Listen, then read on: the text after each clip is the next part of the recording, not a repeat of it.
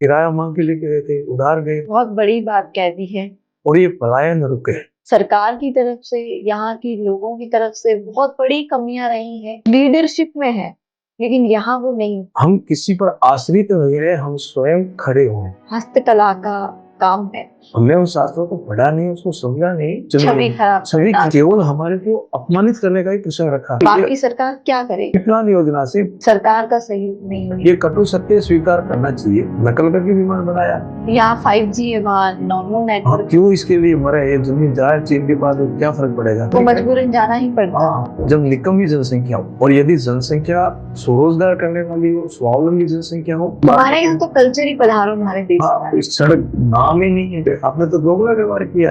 हाँ, तो सब त्राहिमाम राजस्थान भाषा नहीं। डिग्रीधारियों को आपको पीछे छोड़ के अधूरा लगता है। व्यापार सफल ही नहीं होता। आज भी हमारे वहाँ रात को चिमनी में, लालटेन में पड़ती है। मैं यही करना कि भारत में यहाँ फिर से सोने की चिड़िया बन सकते हैं। एक शब्द को कहूँगा, बन सकते हैं ये नहीं, हम बन के रहेंगे। हाँ, बनना है, ये धीरे लेके चलना है। हम विश्वगुरु बनेंगे, हमें बनना है। बन सकते इसको हटाएं, बनेंगे। हम विश्वगुरु बन सकते हैं, ये भारती ने आज कह दिया है, तो हम विश्वगुरु बन के रहें। हाँ, हम विश्वगुरु बनना है और हम विश्वगुरु बनेंगे। बस ये दो शब्द होता है, बन सकते हैं, उससे ऊपर होता है।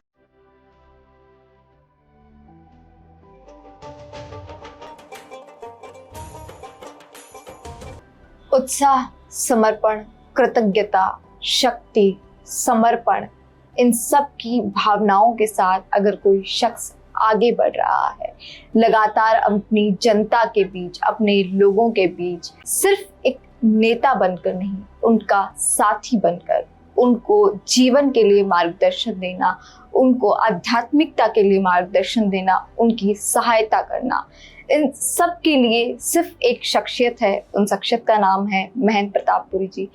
नमस्कार सर। नमस्कार। बहुत बहुत स्वागत है आपका कि और बहुत बहुत धन्यवाद कि आपने राजस्थान प्रवासी की इस मुहिम में आपने हमें समय दिया और आप आए। सबसे पहला सवाल मेरा यही होगा कि आज हम बात कर रहे हैं राजस्थान प्रवासी को लेकर, हम ये काम कर रहे हैं, तो आप राजस्थान प्रवासियों को किस और देखते हैं, क्या समझते हैं राजस्थान प्रवासियों से? राजस्थान के जितने भी प्रवासी हैं, निश्चय ही वो कर्मठ, लग्नशील, व्यवहार कुशल एवं व्यापार में पारंगत, जिनके कारण राजस्थान के प्रवासी पूरे भारत में ही नहीं अपितु विश्व में भी जाकर के व्यापार जगत में अपना एक नाम किया है और काफ़ी संघर्ष के साथ उठे खड़े हुए और आज वो बहुत ऊंचाइयों तक पहुंचे हैं। इसके लिए मैं हृदय से साधुवाद करता हूं कि आपने राजस्थान की माटी की मान और सम्मान रखा है। चूँकि आपके अंदर संघर्ष था एवं सहनशीलता तो है ही है, साथ ही साथ आप उन संघर्षों के साथ जाकर के खड़े हुए, जो विषम परिस्थितियों का आपने चुनौती स्वीकार करी। कालांतर में जाकर के देखते हैं तो आज से 20, 25 या 100 वर्ष पूर्व जो राजस्थान के प्रवासी बंधु बाहर जाकर के अन्य प्रदेशों में अथवा अन्य देशों में जाकर के जिन्होंने व्यापार किया, उस समय विषम परिस्थिति थी हमारे क्षेत्र की, सामाजिक, भौगोलिक एवं अन्य, जिनके कारण उनको व्यापार जगत में उतर करके काम करने का सौभाग्य भी मिला और उन्होंने अपना नाम भी किया।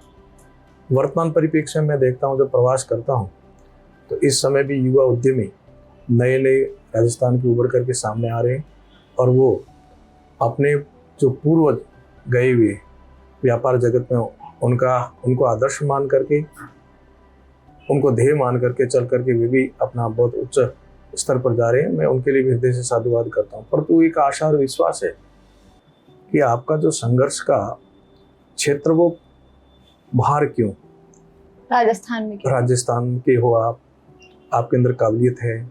और उन विषम परिस्थितियों में मैंने देखा कि जैसे केरला, कर्नाटक, आंध्र प्रदेश, वहाँ गए हमारे प्रवासी बंधु, तो वहाँ की भाषा सबसे पहला तो उनके सामने चुनौती है कि भाषा नहीं समझ पाते।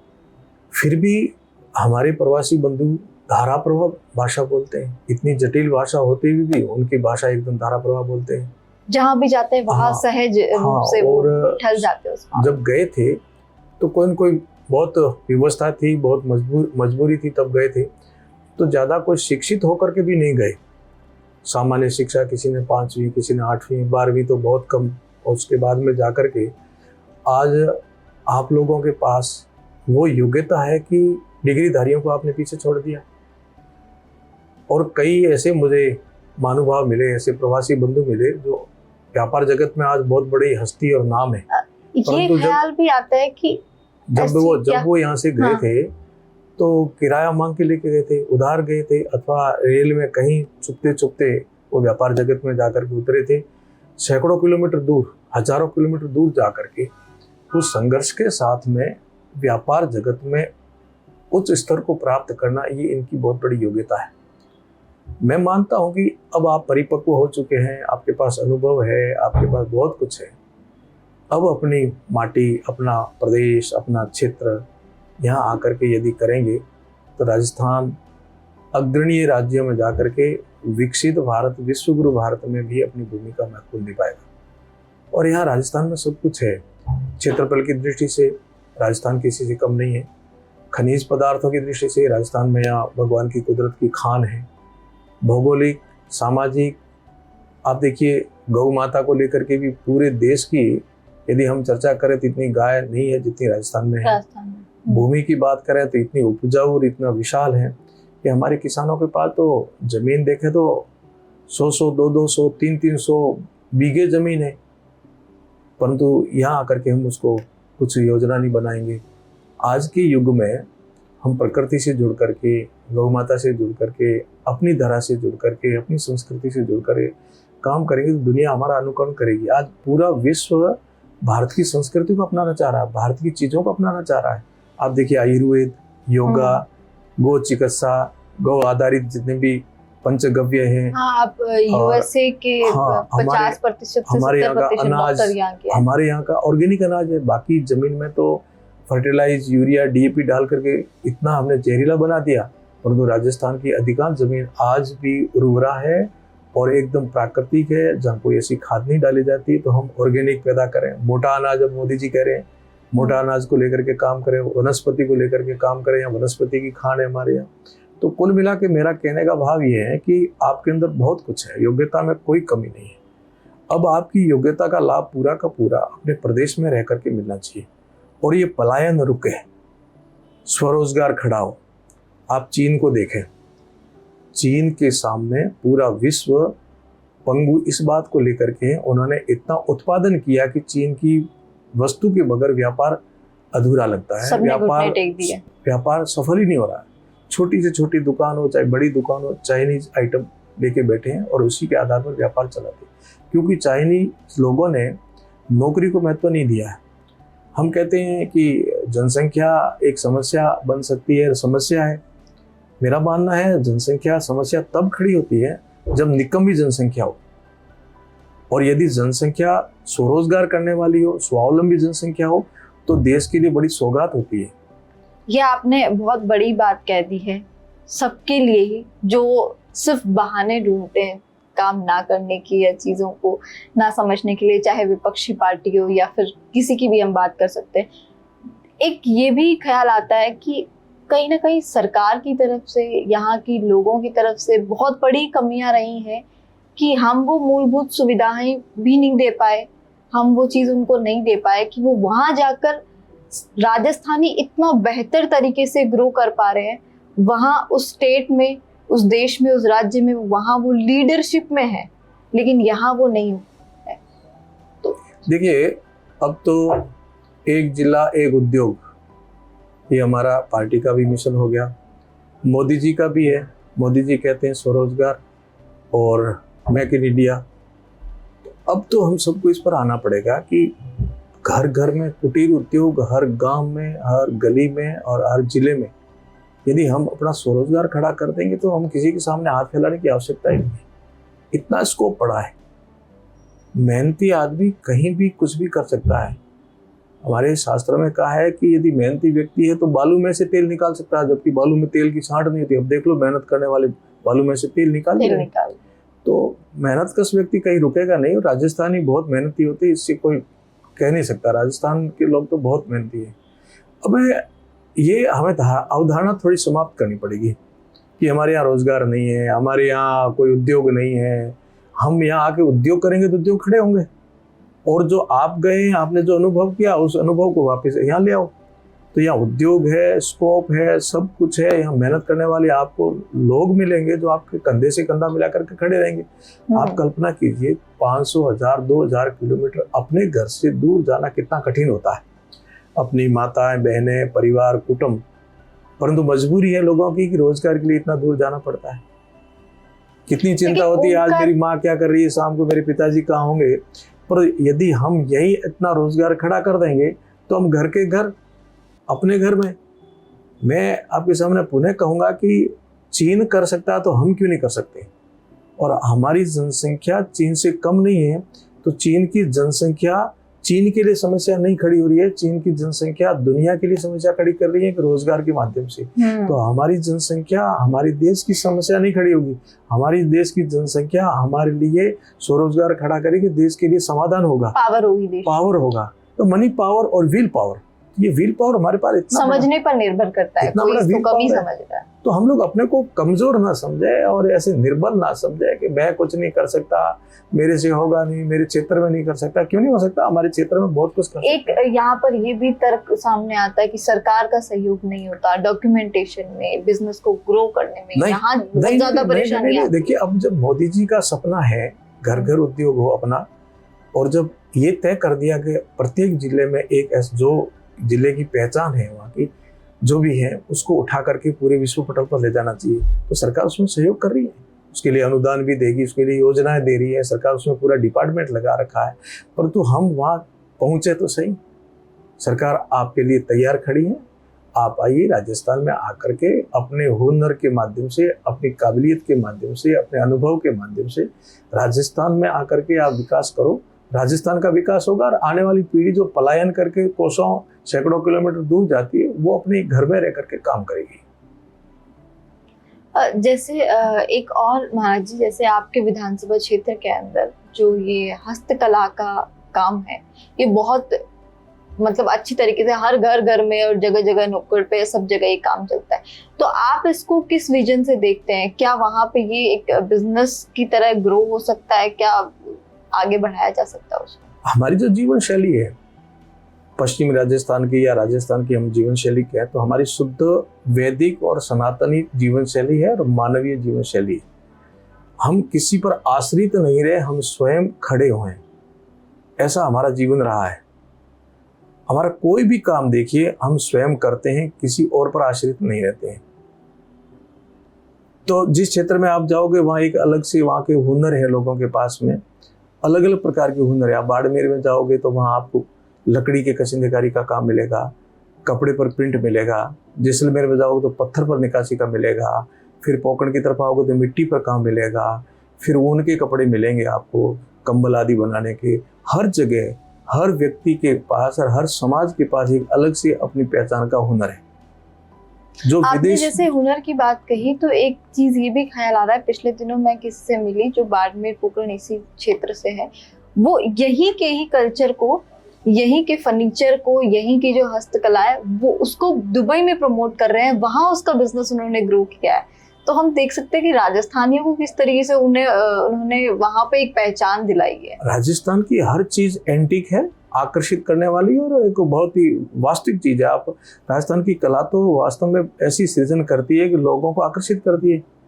राजस्थान का व्यक्ति कोई छोटी सी चीज बनाता तो एकदम आकर्षण होता ही होता है। मैं तो वाद्य यंत्र कहता हूँ, आप देख लो मोरचंग देख लो जो मुंह से बजता है, आप सारंगी देख लो कितनी बढ़िया धुन निकालते लोग। हमारी कल्चर में आप सांस्कृतिक वाद्य यंत्र देख लो, चाहे उनके गीत भजन देख लो, चाहे आपको उनकी कोई बनावट देख लो, विश्व में सर्वोपरि चीज़ों में राजस्थान की संस्कृति है।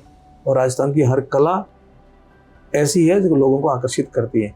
यही कला और यही चीज़ विदेशों में इसका बहुत मान होता है और घर में नहीं होता, घर में नहीं करते। घर को जोगी जो बनो और बाहर को सिद्ध। तो राजस्थान के लोग और राजस्थान की हम बाहर के देशों के कल्चर अपनाने लगे। हाँ, पर राजस्थान की चीज़ों को दुनिया आज मान सम्मान देती है। तो हम लोग यहाँ बैठ कर करेंगे, यहाँ आएंगे लोग सारे देखेंगे, सब करेंगे। दुबई, राजस्थान को दुबई बना, बाड़मेर जैसलमेर दुबई से कम है क्या? यहाँ पर्यटक कितने आते हैं, यहाँ हमारी चीजों को हम आकर्षित करके बेचेंगे, बिल्कुल यहाँ अच्छा रोजगार खड़ा होगा।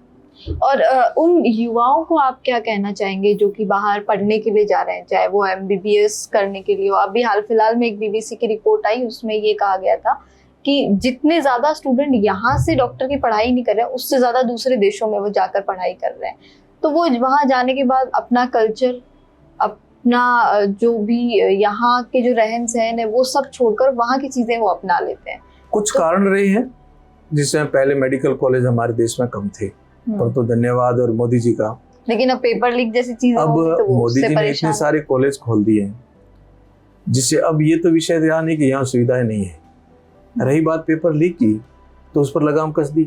राजस्थान में तो बिल्कुल एकदम कठोर कदम उठाया, इक्का दिक्का कोई इधर उधर हो रहा है तो उस पर भी कार्रवाई हो जाएगी। पर ये निराशा और हताशा नहीं, हमारे यहाँ रह करके जो अध्ययन करेंगे वो दुनिया का कहीं भी अध्ययन नहीं होगा, क्योंकि भारत के अंदर बहुत बड़े साइंटिस्ट है, बड़े डॉक्टर्स है, वैज्ञानिक है, उनको यहाँ स्कोप नहीं मिला तब वो बाहर गए थे। तो अब तो आपका स्वागत है, मोदी जी ने बहुत अच्छी योजनाएं बना रखी है, अच्छे मेडिकल कॉलेज बना दिए, अब बच्चे यहीं पढ़े अपने घर पर रह करके। और अब तो आप तो ये कह रहे विदेशों के लड़के यहाँ भारत में पढ़ने आते हैं, बहुत सारे विदेशों के बच्चे भारत में पढ़ रहे हैं और अपने बच्चे बाहर जा रहे हैं। तो उनको सोचना चाहिए कि यदि भारत में शिक्षा नहीं होती तो हमारे यहाँ तो कल्चर ही पधारो हमारे देश। हाँ, तो इसलिए यहाँ कोई कमी नहीं है, विद्या की तो खान रही है, हम तो विश्व गुरु रहे हैं। चाहे कोई भी विद्या रही है, उत्पत्ति स्थान तो भारत ही रहा है। चिकित्सा हो, शल्य चिकित्सा हो, चाहे विमान की बात हो, चाहे किसी भी विषय को, मेडिसिन, धन्वंतरी जी को देख लो, आप चरक को देख लो, सुश्रुत को देख लो, ये तो आधुनिक चिकित्सा पद्धति तो अब प्रारंभ हुई, उन्होंने उस समय कर दिया था सब कुछ। आप वैज्ञानिकों की बात करो तो बृहद विमान शास्त्र भारत में बना, ये विमान तो बाद में बने, यहाँ से पुस्तकें ले जा करके जर्मन और इंग्लैंड में नकल करके विमान बनाया। यहाँ की इंजीनियर इतने टॉप थे, हमने उन शास्त्रों को पढ़ा नहीं, उसको समझा नहीं, और चूंकि आक्रमण के कारण हमारे शास्त्रों को भी तहस नहस किया है। और बीच की जो संस्कृति आई उसमें केवल हमारे को अपमानित करने का ही प्रसंग रखा, भारत में कुछ भी नहीं है, ये वेद तो गडरियों के गीत है, इनके पास कुछ नहीं है। छवि खराब करने का प्री प्लान योजना से लंबे समय तक चला है, अब जाके थोड़ा ब्रेक लगा, नहीं तो हमारे तो सारे शास्त्रों को इग्नोर करना, हमारी प्रथा को। भारत में तो सुई भी नहीं बनानी आती थी, बाहर से अंग्रेज आए तब बड़ा, सुई क्यों नहीं बनानी, पुष्प विमान था, तो आज तक कोई नहीं बना पाया, जो जमीन पर भी चलता था, आकाश में भी चलता था, पानी पर भी चलता था, हकीकत में और दिखने में बहुत बड़ा पारे से चलने वाला था, आज दिन तक पारे तक बनाने वाले नहीं हुए। ऐसे हमारे यहाँ यंत्र थे, महाभारत का युद्ध देख लो आप, या कितने कैसे कैसे अमोघ हथियार थे। पर ये सब क्या ऐसी वातावरण बना करके भारतीय संस्कृति और भारतीय सभ्यता को हीनता की तरफ ले जाने का एक षड्यंत्र रचा गया। परंतु भारत में सब कुछ है, इसलिए भारत को विश्व गुरु कहा था। तक्षशिला, नालंदा विश्वविद्यालय को आप देखो, अभी मोदी जी का धन्यवाद कि उन्होंने पुनः उसको स्थापित किया है, समय आकर के उसको तहस नहस किया, पुस्तकें सारी जला दी। तो ये तो विद्या की खान है, फिर भी यह विद्या खत्म नहीं हुई है, ये तो परंपरा रहेगी। इसलिए हमें गर्व है इस बात का कि हमारे पास बहुत कुछ है, पर हम उसके निकट कितने रहे। हमारे विद्यार्थी हमारे भाषा में अध्ययन करें, हमारे शास्त्रों का अध्ययन करें, तो दुनिया को दिखेगा, आपको भी दिखा। दुनिया तो मानती है, आज जर्मन तो ये मानता है कि हम शास्त्र यहाँ से ले जा करके हमने विकास किया है, आविष्कार किए। इंग्लैंड मानता है, दुनिया मानती है। हम लोग अपने पर विश्वास नहीं करते, क्योंकि हमारे मस्तिष्क में ऐसा डाल दिया है कि हमारे पास कुछ नहीं है। तो सब कुछ है, फिर भी हम उससे बहुत दूर हैं। जैसे कि हम विश्व गुरु की बात कर रहे हैं, हम टेक्नोलॉजी की बात कर रहे हैं, हम देश को आगे बढ़ने की बात कर रहे हैं, बहुत सारी चीज़ों पे हमने बात की, लेकिन एक तरफ तो हम ये चीज़ देखते हैं और एक तरफ ये देखते हैं कि जो आपका विधानसभा क्षेत्र है या फिर जो पाकिस्तान सीमांतर जो क्षेत्र आता है, वहाँ लोग मूलभूत समस्याओं को लेकर जूझते रहते हैं। पानी जैसी समस्या, शिक्षा जैसी समस्या या ट्रांसपोर्टेशन जैसी समस्या। तो उसकी वजह से वो कहते हैं कि हमारी मजबूरी हो गई है कि हमें प्रवासी बनना पड़ा, हम नहीं चाहते यहाँ से जाना। ये सत्य है। उनके लिए ये कटु सत्य क्या किया जा सकता है? आपकी सरकार क्या करेगी? ये कटु सत्य स्वीकार करना चाहिए कि मूलभूत सुविधाओं से आज भी हम वंचित हैं, और इतने कष्ट और इतने तप के साथ हमारे क्षेत्र के लोग जीते हैं कि और किसी जगह का वहां एक दिन नहीं निकाल सकता। अन्य प्रदेश जहाँ सारी सुविधाएं हैं, वो यदि हमारे क्षेत्र में आ जाते, 1-2 दिन निकालना उसके लिए मुश्किल हो जाता है। कहाँ लाइट है? आज भी हमारे वहाँ रात को चिमनी में, लालटेन में पढ़ते हैं। 1 घंटा आधा घंटा लाइट नहीं है तो त्राही त्राही हो जाती है कि लाइट नहीं है, पंखा नहीं चल रहा। हमारे को कहाँ पंखा मिलता है? वो आंधी चलती है, वो धूप पड़ती है, वो बरसात होती, तो भी अपने संघर्षी जीवन में वो जीते हैं, मेहनती आदमी है। परंतु अब के इस युग में सबको सुविधा तो देनी चाहिए। सड़क की बात करें, अब यहाँ तो 2-4 किलोमीटर सड़क नहीं है तो भी कहते हमारे सड़क नहीं है। हमारे वहाँ तो 25-30 किलोमीटर दूर अपने घर तक पहुंचने की सड़क आता पता ही नहीं है, सड़क नाम ही नहीं है। यहाँ 5G है, वहाँ नॉर्मल नेटवर्क कुछ भी नहीं है, नेटवर्क तो दिखने को भी नहीं मिलता। आज दिन तक लोग दूर जा करके फोन पर बात करने की अभी भी है। सड़क नहीं है, लाइट नहीं है। अब वो बच्चे पढ़ेंगे कैसे, आप बताओ? जो सुदूर सीमांत क्षेत्र में सीमा रक्षक बन करके हमारे किसान बैठे हैं बॉर्डर पर। अब हमने क्या किया, नॉर्म्स बना दिया कि आबादी के जनसंख्या के आधार पर हम तो विकास करेंगे, तो वो वहां से छोड़ करके शहर में आएगा तो वो जमीन तो बंजर हो जाएगी, अथवा वो जमीन और कोई दबा लेगा। पाकिस्तान की सीमा लगती है, कभी पाकिस्तान ने इधर उधर किया, कभी उधर ने उधर किया। अब ठीक है, तारबंदी के बाद रुके, नहीं तो हमारी ऐसी काफी जमीन थी जो पाकिस्तान में चली गई थी।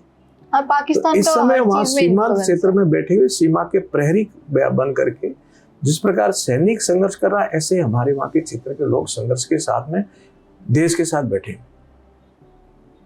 एक पुराना दृष्टांत है,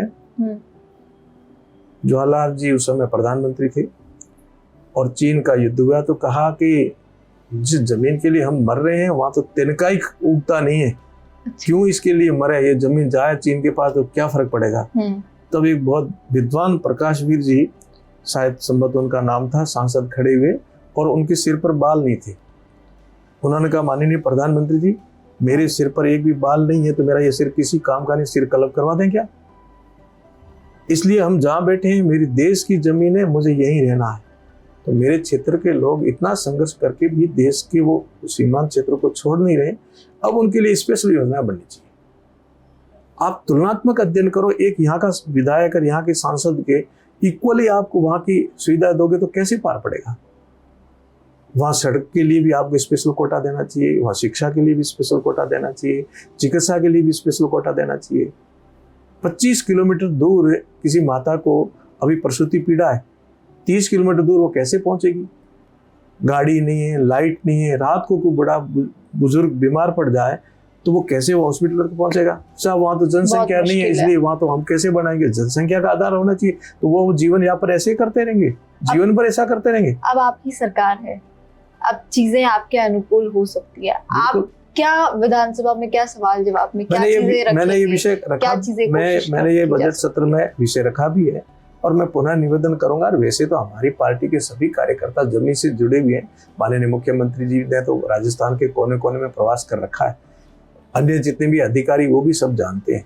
तो राजस्थान का वो पिछड़ा क्षेत्र जिसको हम कहते हैं संघर्षी जीवन वाले लोग हैं, उनके लिए स्पेशल योजना बनाएंगे। मैं मानता हूं कि इसको बहुत गंभीरता से सब लेंगे। माननीय प्रधानमंत्री जी भी इस विषय को लेकर के, आपने देखा कि अभी जैसे भारतमाला सड़क है, सीमांत क्षेत्र में ऐसा लगता नहीं था कि हमारे क्षेत्र में ऐसी सुंदर सड़कें बन जाएगी। तो आप तो दुबई में पीछे छोड़ दिया दुबई की सड़कों को, और हमारे वहाँ जब सम, गोटाड़ू, लोंगोवाला, तनोड़, तेमड़े की तरफ से निकलते हैं तो 4 लाइन सड़क देख करके हमारा हृदय गदगद होता है कि आज देश की इस कोने में सड़कें बना दी। तो ठीक ऐसी विकास की धारा अब जुड़ेगी, ऐसी आशा है। उम्मीद की जा सकती है कि अब बीजेपी की सरकार है, तो बीजेपी की सरकार एंटरप्रेन्योरशिप को लेकर भी, प्रवासियों को लेकर भी आगे काम करेगी। ये गरीबी हटाओ तो कांग्रेस करते रहे, हमारा तो ये नारा ही नहीं है गरीबी हटाओ। हम तो सबका विकास, सबका विकास, सबका विश्वास, सबका प्रयास और सबके लिए प्रयास कर रहे हैं। मोदी जी की सरकार में, बीजेपी की सरकार में ऐसा कुछ नहीं है कि इन्होंने हमारे को वोट नहीं दिया, ये भारत के नागरिक हैं, इनके लिए विकास हम सबके लिए करेंगे। कोई दोगला व्यवहार नहीं है। और ये कांग्रेस की नीति रही है कि वो योजनाओं को अपनों तक ही सीमित रखते थे, बाकी को आज दिन तक। मैं आपको उदाहरण दूं, जो बीजेपी के समर्थक गांव हैं, 70 साल हो गए देश स्वतंत्र हुए, और 60 या 50 साल से जो प्राथमिक विद्यालय था वो आज दिन तक प्राथमिक पढ़ा है, क्योंकि वहाँ लगातार सरकार कांग्रेस की बनती रही। वहाँ राजनीतिक कांग्रेसियों के हाथ में थी, उनके वहाँ स्कूल का कर्मोन्नत नहीं किया। ऐसे हॉस्पिटल ही बनाएंगे, ये तो अपने वोटर है ही नहीं, इसलिए यहाँ हॉस्पिटल बनाने की क्या आवश्यकता है। वहाँ सड़क नहीं बनेगी, बोले अपने को तो वोट देते नहीं है, इसलिए यहाँ क्या करना अपने को वोट दे करके। तो ये राजनीतिक इसी शिकार वजह से करना, वो क्षेत्र हमेशा राजनीतिक शिकार करना, तो फिर देश का विकास थोड़ा ही हुआ। आपने तो दोगला व्यवहार किया है, तो ये दुखद विषय, हम किसी के साथ दोगला व्यवहार लोगों को नहीं करें। मजबूरन जाना ही पड़ता है। हाँ, हमारे लिए तो बस दोगला व्यवहार का विषय नहीं, सबका विकास है, करेंगे उसमें। भारतीय जनता पार्टी सबका विकास करेगी। जी, आखिरी में सर आप एक मैसेज उन लोगों के लिए जो कि बाहर पढ़ने जा रहे हैं, काम करने जा रहे हैं, उनको आप क्या कहना चाहेंगे कि राजस्थान में वो आके इन्वेस्ट करें या अपना यहाँ के लोगों को एम्प्लॉयमेंट दे, या क्या मैसेज उनके लिए देना चाहेंगे आप? जो बाहर जाके काम करने जा रहे हैं वो खुद अनुभव कर रहे हैं कि उनको कितना कष्ट उठाना पड़ता है, सैकड़ों किलोमीटर दूर जा करके अपने काम करना, अपने माता पिता परिवार से दूर रहना, पर मजबूरी है। मेरा ऐसा मानना है कि अब आने वाली पीढ़ी के लिए ऐसी मजबूरी खड़ी नहीं है, उसके लिए आप व्यवस्था करें, क्योंकि आपके पास अनुभव है, आपके पास पैसा है, आपके पास हिम्मत है, वो रोजगार आप यहाँ खड़ा करें। कोविड ने सबको एहसास दिला दिया, कोविड ने जमीन से जुड़ा दिया। तो अब हमारा राजस्थान का कोई भी भाई आने वाला प्रवासी बन करके, प्रवास करके व्यवस्था में बाहर जाकर व्यापार ना करे, वो अपने घर आंगन में व्यापार खड़ा करे। इसके लिए आप कदम उठाएं और इसके लिए आप योजना बनाएं, तब देखिए क्या एक आनंद आता है अपने में। दूसरा, जो बाहर पढ़ने जाते हैं उनसे भी मेरा निवेदन है कि हम तो गुरु रहे हैं, तो गुरु बनो, शिष्य बनकर के बाहर कहाँ जाते, दुनिया को यहाँ बुलाओ पढ़ाने के लिए। आपके अंदर वो योग्यता है, यहाँ गुरुकुले खोलो, आप वहाँ महाविद्यालय खोलो यहाँ, और यहाँ आकर के बाहर के लोग यहाँ पढ़ने आए, ऐसा आप बनाओ, तब भारत महान कहलाएगा, तब आपको विश्व गुरु कहलाएंगे। इसके लिए हमारे महापुरुषों ने जो प्रयास किया था, तब उस समय विश्व गुरु बना था। अब किसको प्रयास करना है? हमें करना है। सोने की चिड़िया किसके कारण बनी थी? हमारे यहाँ के उद्योगियों के कारण। अब पुनः भारत सोने की चिड़िया अर्थतंत्र में सर्वोपरि किसके बलबूते पर जाएंगे? उद्यमियों के बलबूते पर, इन प्रवासियों के बलबूते पर। ये दो हमारे सामने बहुत बड़े विषय हैं, भारत को सोने की चिड़िया बनाना और भारत को सबसे मजबूत शक्तिशाली देश बनाना। वो व्यापार जगत के लोग अपना व्यापार ऐसा खड़ा करेंगे, घर घर में व्यापारी बने और अपने आंगन में व्यापार खड़ा हो। और विद्या के क्षेत्र में हम विश्वगुरु थे, तो विश्वगुरु के लिए दुनिया यहाँ आकर के वापस पढ़े, तब हम विश्वगुरु बनेंगे। हमारे अंदर योग्यता है, हम बाहर जाए नहीं, बाहर के यहाँ आकर के पढ़े। ये हमारे युवाओं के लिए एक मिशन होना चाहिए। युवा लाचार बन करके जाए ये तो बात नहीं है, युवाओं के अंदर ये योग्यता हो, दूसरे यहाँ पढ़ने आए, तब तो भारत को लगेगा कि भारत के युवा जग चुके हैं, भारत का फिर पुनर्निर्माण होगा, भारत विश्वगुरु बनेगा, विश्वगुरु बनेगा, फिर सोने की चिड़िया बनेगा। युवा जग चुके, अब युवाओं के अंदर तड़फ है, युवा देश से प्रेम करते हैं। आप देखो युवाओं के अंदर बहुत अच्छी योग्यता है, हर क्षेत्र में देख लो आप, भारत का युवा कहीं पीछे नहीं, चाहे खेल जगत हो, चाहे पत्रकारिता हो, चाहे वैज्ञानिक हो, चाहे डॉक्टर हो, भारत में प्रतिभाएं छुपी पड़ी है। बड़े बड़े देश तो भारत की प्रतिभाओं पर तो चलते हैं, अमेरिका हो चाहे कोई इंग्लैंड हो, राजनीतिक क्षेत्र में भी भारत की, कनाडा देख लो, इंग्लैंड देख लो, अमेरिका देख लो, वैज्ञानिक डॉक्टर यदि वहां सारे निकल कर यहाँ आ जाए तो वो सारे नीचे आ जाते हैं, वो सब त्राहिमाम इसलिए यही करना कि भारत में ही आओ, भारत वो यहाँ आए हमारे पास विवश होकर के। बहुत बहुत शुक्रिया सर आपका राजस्थान प्रवासी के साथ जुड़ने का और इस मुहिम में हमारा सहयोग करने का।